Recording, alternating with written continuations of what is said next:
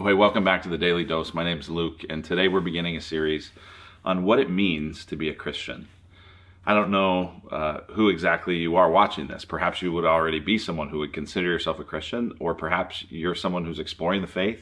Maybe you're even skeptical of it. Maybe somebody sent this to you because they thought it might help you. And so what I want to do over the next series of videos is just talk about what does it mean to be a Christian. And there's so many different angles and so many different ways we could take this.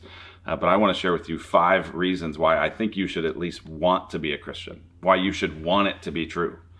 You may not believe it, and you may not have investigated why you do or don't believe it, but I just want to share with you some reasons why I hope you'll consider it. And if you're already a follower of Jesus, this should really encourage you that what it means to be a Christian is just hugely significant. So the first thing that it means to be a Christian is that you get to have relationship with the most amazing person who ever lived, and that's Jesus.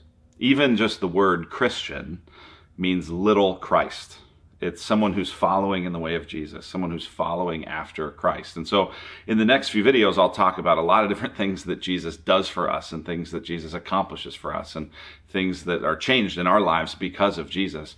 But I just have to start by saying the biggest thing that it means to be a Christian is that you get to know Jesus.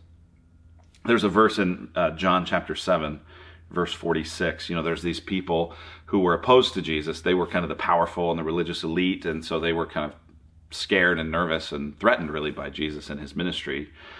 And they were saying, hey, we need to arrest this guy.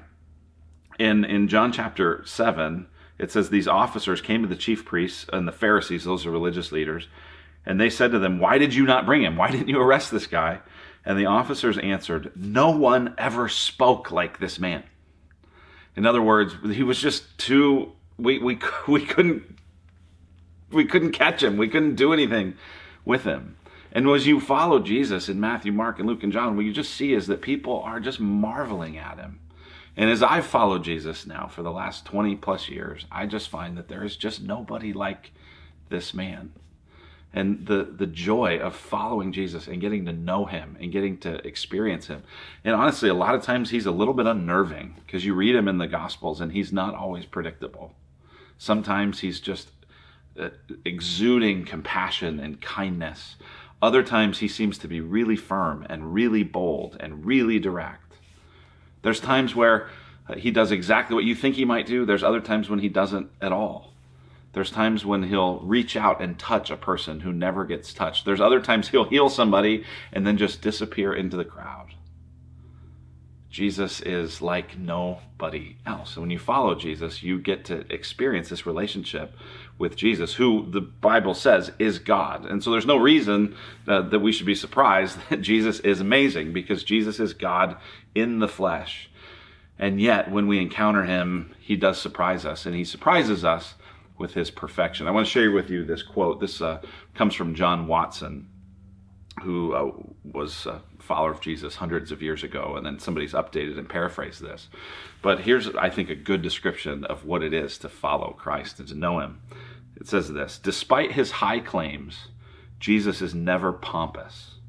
You never see him standing on his own dignity. He is tenderness without weakness, strength without harshness, humility without the slightest lack of confidence, unhesitating authority with a complete lack of self-absorption, unbending convictions without the slightest lack of approachability, power without insensitivity, enthusiasm without fanaticism, holiness without Pharisaism, passion without prejudice. Nothing he does falls short. In fact, he's always surprising you and taking your breath away because he's so incomparably better than you could imagine for yourself. Why? The surprises you get when you read the life of Jesus are the surprises of perfection.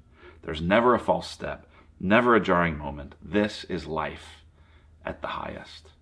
What does it mean to be a Christian? It means to walk in relationship with life at its highest, and that's Jesus himself.